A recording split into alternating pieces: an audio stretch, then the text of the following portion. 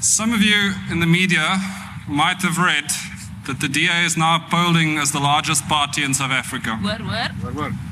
And with the Cape wind blowing and the DA's latest polling, it felt like an appropriate moment to quote a young Bob Dylan when he said, "The times they are a-changing."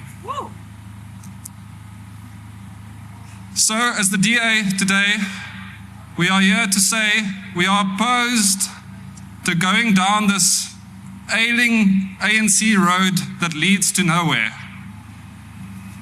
We are opposed to a debilitating and bulldozing budget that will lead to further poverty, as a result of taking money from people who can't afford it and giving it to people who don't know what to do with it. We are opposed to a bulldozing budget that will lead to more South Africans wondering why their house values have gone down for another year in a row, year after year. And we're opposed to a bullying budget that will force young people to realize that they will be poorer than their parents. And we're opposed to a bleeding budget that will make it cost more for people to get to and from the little work that remains within our borders.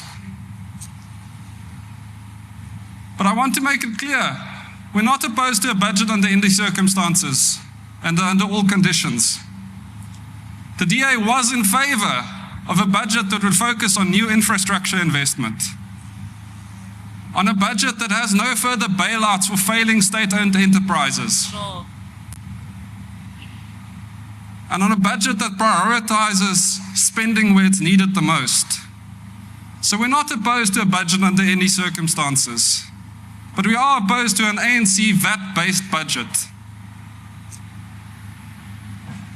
And while we've assembled an excellent legal team, sitting in front of a well-regarded bench of judges today, and while we pray for a favorable legal ruling today,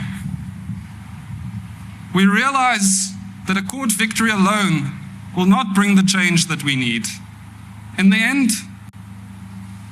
politicians will have to pierce their pipe dream plans, and their outdated ideology has to go, and confront the problem facing South Africans, the enormous problem facing South Africans on the ability to afford to live.